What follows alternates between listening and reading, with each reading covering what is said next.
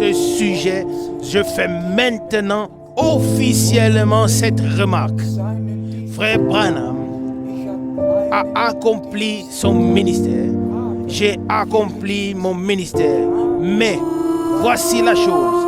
J'ai retransmis ce qui m'a été donné de Dieu par le ministère de Frère Branham. Ainsi aussi, vous, en tant que frère serviteur, vous devez maintenant retransmettre ce que Dieu m'a donné afin que tous arrivent à l'unité de la foi, que nous puissions arriver à marcher au même pas, que chaque frère ne continue pas à proclamer ses propres enseignements, mais que tous retransmettent le même enseignement et mettent tout à 100% en accord avec Dieu et la parole de Dieu. C'est ainsi que Dieu l'a conduit. Même les retransmissions, si vous les écoutez en tant que serviteur, en tant que frère qui servent, vous pouvez ensuite continuer à développer et à approfondir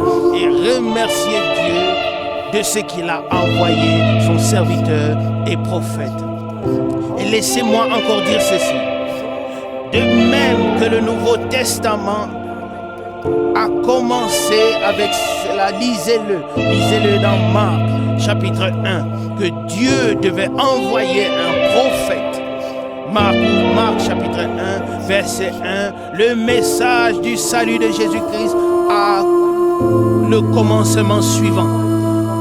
Selon ce qui est écrit dans le livre d'Ésaïe le prophète, Marc chapitre 1, verset 1, c'est ainsi que nous le lisons dans Marc au premier chapitre.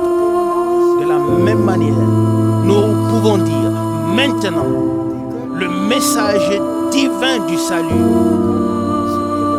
continue et arrive à sa fin, reprenant les promesses du prophète Malachie que le Seigneur a confirmé dans Matthieu chapitre 17.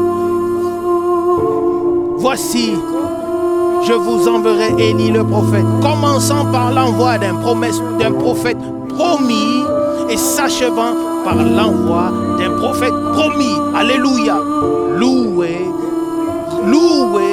soit le Dieu de notre Seigneur Jésus-Christ. Oui, que notre Dieu soit élevé et loué, glorifié de ce que nous avons reçu par grâce, l'introduction dans le plan de salut de Dieu, par grâce, comme si nous étions directement assis aux pieds de notre Seigneur et que nous entendions tous les passages bibliques fraîchement de la bouche de notre Seigneur. Ainsi, bien-aimés frères servants, soyez bénis de la bénédiction du Dieu Tout-Puissant. Et maintenant, une autre pensée me vient à l'esprit. La question était, qu'en est-il des ministères que le Seigneur a placés dans l'Église, dans les assemblées, à savoir apôtres, prophètes, bergers, enseignants et évangélistes? Ce sont des ministères dans l'Église locale. Mais ici, il s'agit des ministères pour toute l'œuvre de Dieu, pour le royaume de Dieu, mais pas seulement pour une assemblée locale. Mais Dieu le Seigneur a pris soin de ce que maintenant nous puissions vivre si personnellement le reste de ce que Dieu a promis par grâce. Soyez dans la chose, s'il vous plaît, croyez chaque parole. Soyez de tout cœur dans la chose. Croyez de tout votre cœur. Et alors, nous